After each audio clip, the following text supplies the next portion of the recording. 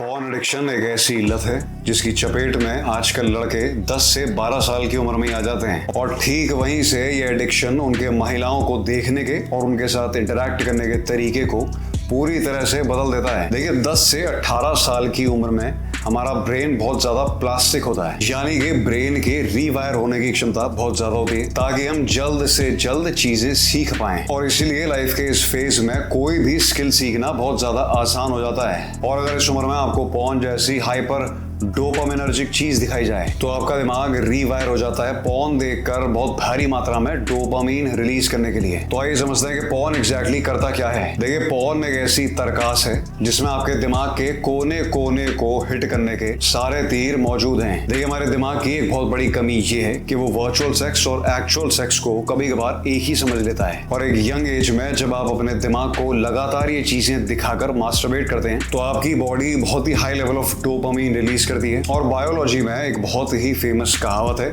Neurons that fire together wire together, जिसका मतलब ये है दोस्तों कि आपका दिमाग उस क्षण में कुछ ऐसे न्यूरल पाथवेज डेवलप कर लेता है कि आपके दिमाग के लिए सेक्स और प्लेजर की डेफिनेशन ही मास्टरबेशन का एक्ट बन जाता है। पॉर्न का एक और डेंजरस फीचर है नोवेल्टी, यानी कि बार बार कुछ नया देखने को मिलना। और यही पर आता है पॉर्न का सबसे खतरनाक वेपन, द कूलिज इफेक्ट। देखिए मेल ब्रेन प्री वायर्ड है ज्यादा से ज्यादा फीमेल्स को इम्प्रेग्नेट करने के लिए। और एक एक्सपेरिमेंट के अनुसार अगर मेल स्पीशीज को केवल एक ही फीमेल के साथ संभोग करने का मौका दिया गया तो उन्हें हर इंटरैक्शन के बाद इजैकुलेट करने के लिए ज्यादा समय लगता है, क्योंकि उनका इंटरेस्ट धीरे धीरे डिप्लीट होने लगता है। लेकिन अगर फीमेल्स को हर बार बदल दिया जाए तो इजैकुलेशन की टाइमिंग हर केस में मिनिमाइज हो जाती है। और यही मिलता है आपको पॉर्न साइट्स पर अवेलेबल करोड़ों वीडियोस में, जहां पर प्रैक्टिकली सारी वीडियोस देखी ही नहीं जा सकती। तो नोवेल्टी की किल्लत कभी होने ही नहीं वाली। दूसरा डेंजरस फैक्टर है एक्सट्रीमिटी। देखिए हमारा दिमाग जब भी एक नए डोपामीन हिट को एक्सपीरियंस करता है तो वो प्लेजर के लिए एक नया थ्रेशोल्ड सेट कर लेता है, एक नया हाई बना लेता है। यानी अब उतना ही प्लेजर रिसीव करने के लिए आपको पिछली बार से कहीं गुना ज्यादा आगे जाना पड़ेगा, एक सीमा लांघनी पड़ेगी। अगर इसे पॉर्न के कंटेक्स्ट में देखा जाए तो सभी पॉर्न एडिक्ट्स एक समय बाद एक ऐसी स्टेज पर आ जाते हैं कि नॉर्मल सेक्स तो उनके लिए कार्टून मूवी बन जाती है। तो अब अराउजल और इजैकुलेशन के लिए उन्हें चाहिए इससे भी कुछ बहुत ज्यादा घिनौना और बेहद एक्सट्रीम सेक्सुअल एनकाउंटर। और आपको ये सब कुछ बिल्कुल फ्री में सभी पॉर्न वेबसाइट्स पर मिल जाएगा, और वो भी ऐसी कैटेगरीज जिसे एक नॉर्मल इंसान देख के कोमा में चले जाए। अब आप सोच रहे होंगे कि पॉर्न अगर इतना ज्यादा एडिक्टिव है और इतना इजीली अवेलेबल है तो इसका एडिक्शन तो ऑब्वियसली काफी कॉमन होगा। इतना कॉमन है कि आप सोच भी नहीं सकते। ये है माइक टायसन और लैरी वील्स की कुछ clips. How do you get off that? How do you stop doing that? You know, because Mike, I had cause I would watch it openly. I would never hide it. I would watch it. My wife would come in. What the fuck are you watching? What's going on, guys? So for about the last 3 years, I have been battling an addiction that has been compromising my future and my relationships. So when you go on adult sites, you may see ads for campsites. Well, sometimes I'd spend an hour or two on an adult site trying to find the perfect video, and then one day I finally caved in and wanted to see what the fuss about these campsites were. Probably the worst decision I've ever made, because I got sucked in slowly but surely. Slowly over time, it started off with, maybe 1 or 2 $10 purchases, tipping them out of $10 here and there. Innocent, nothing huge, nothing significant. But after about 3 to 6 months of experimenting and visiting these campsites, I realized myself going on it more and more frequently.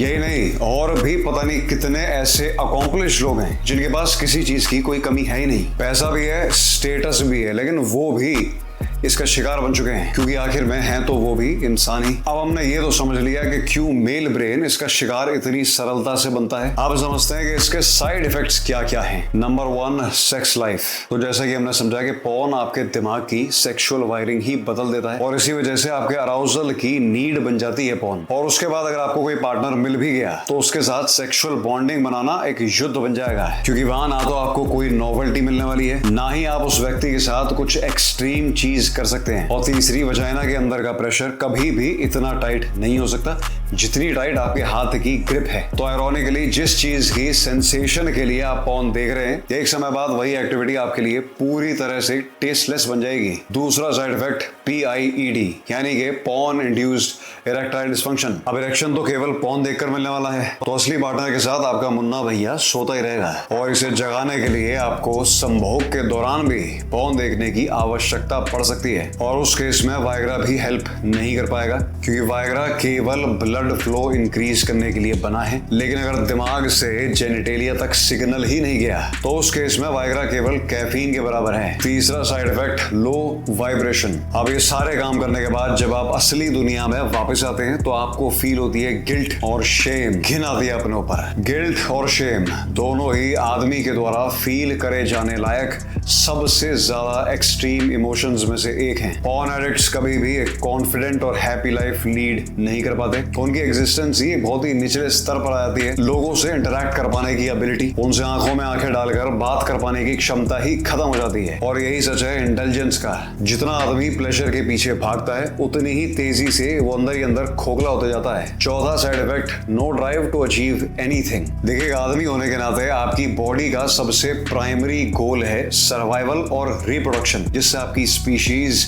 बढ़ती चले, फलती फूलती चले। इसीलिए mail brain के लिए ejaculation एक बहुत बड़ी अचीवमेंट है। लेकिन दिमाग को तो ये पता ही नहीं है कि इजैकुलेशन किसी फीमेल के अंदर हुई है या बाथरूम के किसी कोने में। और जब आप इजैकुलेट कर लेते हैं तो आपका दिमाग कहता है शाबाश, चीत है, अब आराम कर। और इसलिए पॉर्न एडिक्शन का सबसे घनिष्ठ मित्र है पर्पसलेसनेस, यानी किसी भी चीज को करने की आग ही खत्म हो जाती है। ये वही आग है जो हमारी मैस्कुलिनिटी का फाउंडेशन है। आपकी मर्दानगी का सिंबल आपकी हाइट या आपकी मसल्स नहीं है, बल्कि आपकी ड्राइव और आपका फोर्टिट्यूड है अपने गोल्स को अचीव करने के लिए। तो अब आप यही सोच रहे होंगे कि आप भी एक पॉर्न एडिक्ट तो नहीं बन चुके हैं। तो इसका एक बहुत ही सिंपल टेस्ट है। तो क्या आप 15 दिन के लिए इसे बिना देखे और खुद के साथ बिना खेले रह सकते हैं? अगर आपको इन 15 में से किसी एक भी दिन में अपने आप को कंट्रोल करने के लिए बहुत ज्यादा एनर्जी लगानी पड़ रही है, तो इसका मतलब आप भी इसकी चपेट में आ चुके हैं। तो अब आता है सबसे महत्वपूर्ण प्रश्न, अब किया क्या जाए? देखिए, ये एडिक्शन काफी कॉम्प्लेक्स है और उतने ही कॉम्प्लेक्स हैं इसके सॉल्यूशंस। लेकिन हम आपके लिए इस वीडियो का पार्ट 2, जिसके अंदर आपको मिलेंगे साइंस बेस्ड टिप्स और प्रोटोकॉल्स, जो आपको मदद करेंगे इस एडिक्शन से परमानेंट मुक्ति पाने के लिए। तब तक के लिए इस वीडियो को लाइक कीजिए, इस चैनल को सब्सक्राइब कीजिए और हमें कॉमेंट्स में इस एडिक्शन को लेके अपने व्यूज बताइए।